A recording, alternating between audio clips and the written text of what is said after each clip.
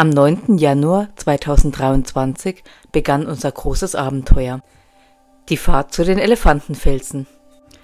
Unsere Anreise beginnt am Atlantik bei Nouakchott, der Hauptstadt Mauretaniens. Mit einem besonderen Moment. Unser Unimog ist nun schon 30.000 Kilometer gefahren, über die Hälfte mit uns. Und nun erwarten ihn weitere fast 2000 Kilometer, davon 700 Kilometer durch die Sahara, ohne asphaltierte Straßen, ohne Tankstellen und auch oft ohne jeden Weg. Dieses Video handelt von unserer Anreise bis Nema, also dem asphaltierten Abschnitt. Ein weiteres Video wird über die Fahrt durch die Sahara bis zu den Elefantenfelsen sein und eins über unsere Rückkehr in die Zivilisation. Außerdem werden wir noch ein Fahrtvideo mit den Koordinaten aller wichtigen Orte online stellen. Und das Wetter war gar nicht so, wie man sich eine Wüstenfahrt vorstellt. Es hat immer wieder geregnet und war sehr windig und kühl. Wir fahren Richtung Osten, über mehr oder weniger gute Straßen nach Bulimit.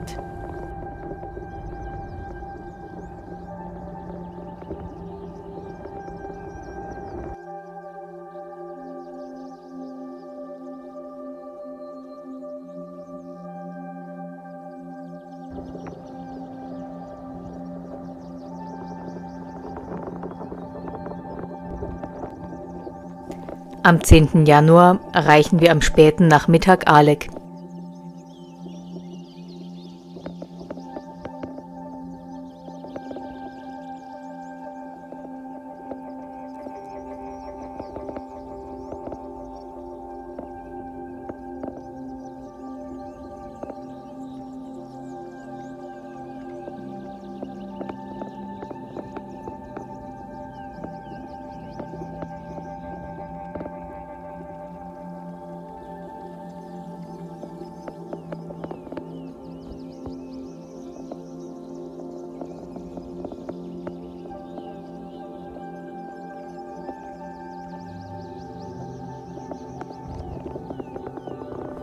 Bei Alek bleiben wir auf der N3 und fahren weiter Richtung Nordosten.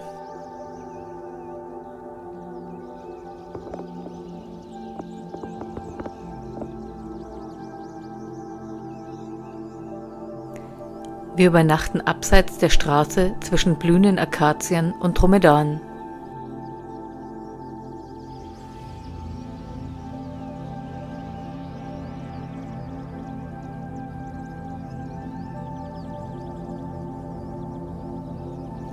Am nächsten Tag erreichen wir Sangrabe. In Sangrabe war die letzte Tankstelle mit für Mauretanien normalen Preisen. Wir haben dort alles aufgetankt, 360 Liter. Normale Preise für Benzin in Mauretanien waren im Januar 2023 rund 1,50 Euro.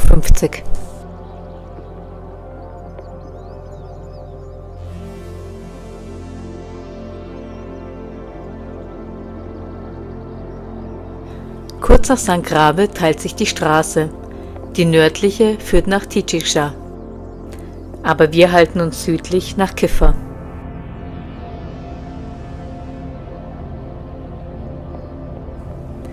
Französischen Staatsbürgern ist es übrigens nicht erlaubt, weiter nach Kiffa zu fahren.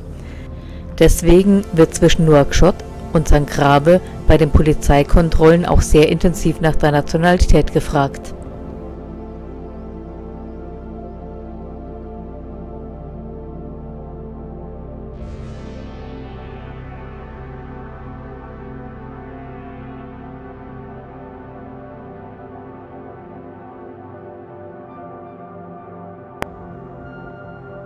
Nach Sangrabe fahren wir auf das Plateau Fum Diok.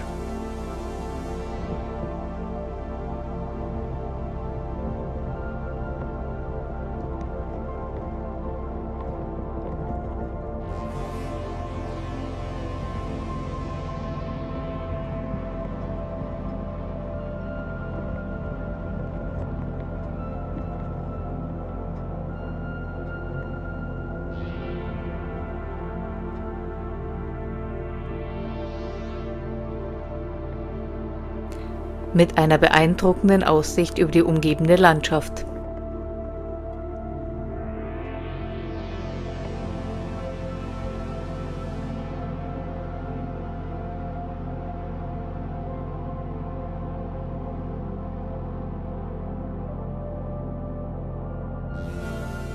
Wir fahren nach Camur mit seinem interessanten zeltartigen Berg, den Aglip Camur.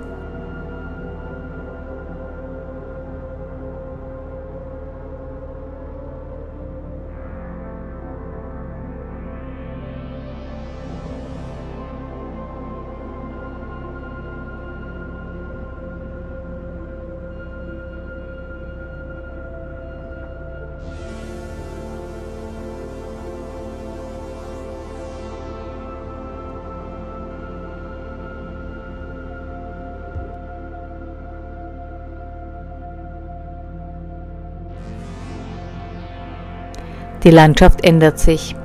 Es gibt immer häufiger Dünen in hellgelb bis rötlich, und in diesen rötlichen Dünen finden wir einen idealen Übernachtungsplatz. Wir sind nun 30 Kilometer vor Kiffer.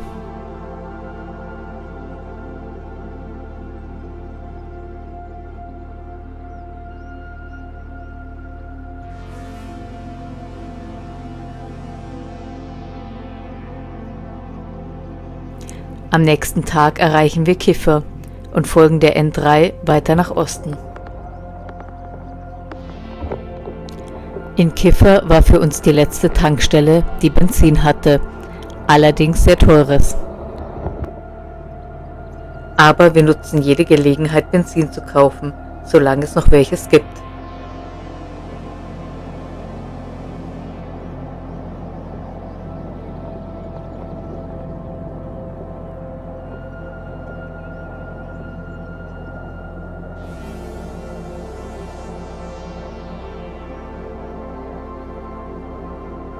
Etwa 60 Kilometer hinter Kiffer erreichen wir eine der letzten Oasen mit Wüstenkrokodilen.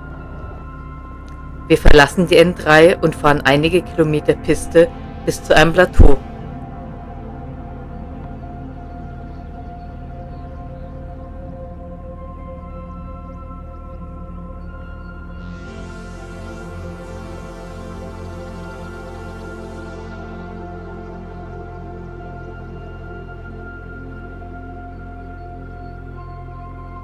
Dort parken wir und gehen die letzten Meter zu den Krokodilen zu Fuß.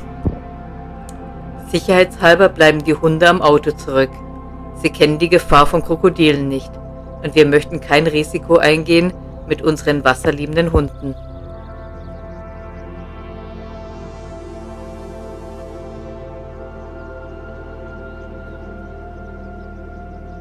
Zurück am Auto gibt es eine lange Gassi-Runde durch die felsige Landschaft und das ausgetrocknete Flussbett. Und am Abend gab es ein besonderes Mitbringsel aus München, bayerischer Leberkäse mit Kartoffelbrei und Eiern aus Mauretanien.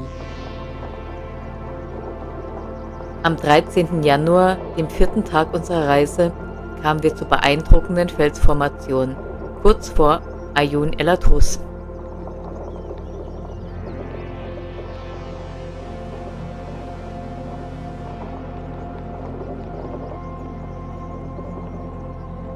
Und interessiert wie wir sind wir einfach abgebogen und einen kleinen Weg gefolgt.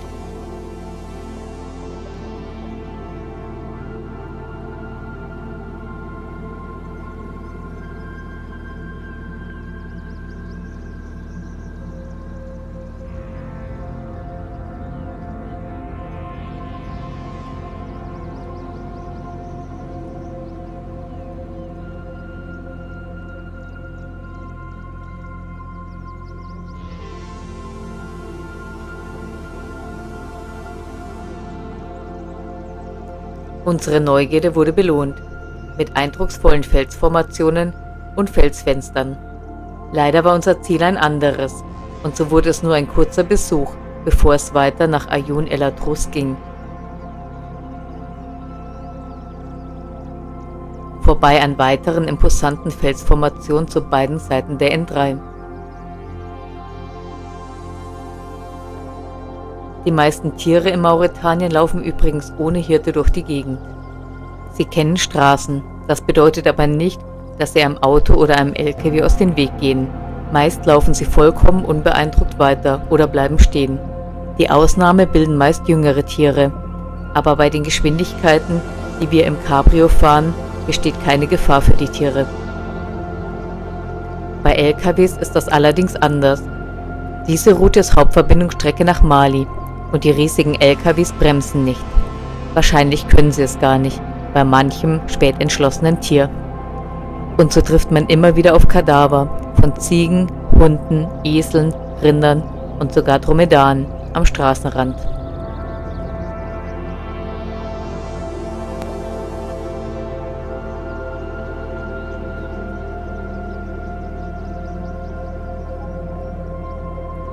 In Timbetra und auch später in Nema gibt es laut Google Maps Tankstellen. Allerdings bedeutet das gar nichts in Mauretanien. Wenn die Tankstelle nicht kaputt oder geschlossen ist, hat sie oft nur Diesel. Benzin gab es ab Kiffer nicht mehr an Tankstellen. Aber es gibt Benzin in Kanistern.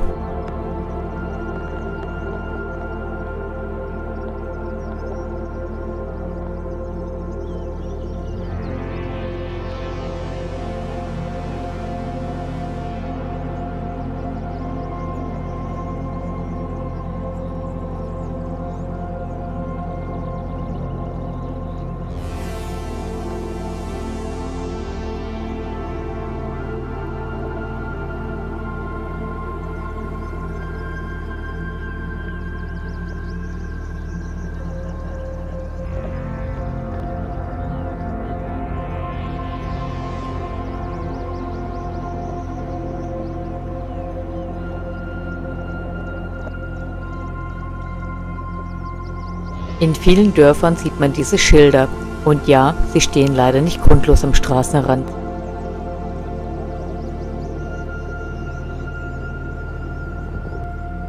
Und schließlich waren wir am 14. Januar in Nema, die letzte große Stadt vor Mali und für uns das Ende der asphaltierten Straße.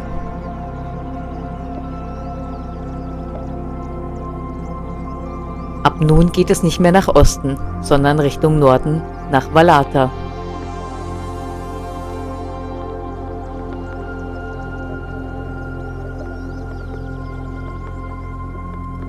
In Nema haben wir 40 Liter in Kanistern bekommen, für 3,50 € den Liter.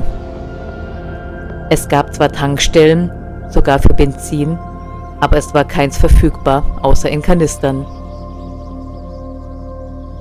Ein Bekannter des Tankstellenbesitzers kannte wen, der jemanden kannte, der noch 2 Kanister hatte. Das ist die einzige Möglichkeit, so weit im Osten von Mauretanien an Benzin zu kommen.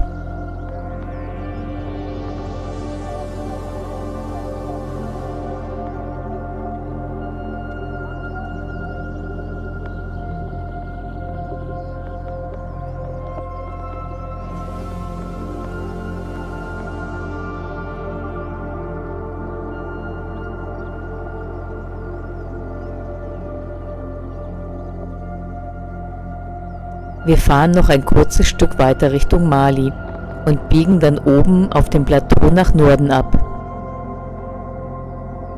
Ab jetzt geht es auf Pisten Richtung Vallata. Aber erst einmal übernachten wir am Rand des Plateaus mit Ausblick auf die weite Ebene und Nema.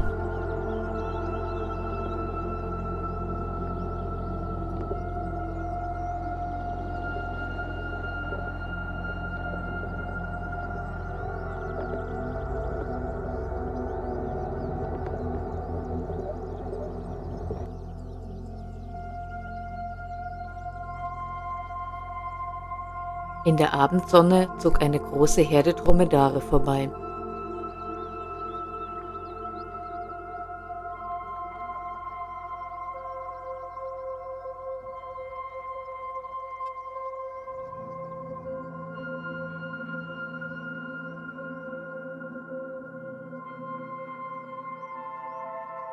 Und später in der Dämmerung noch eine.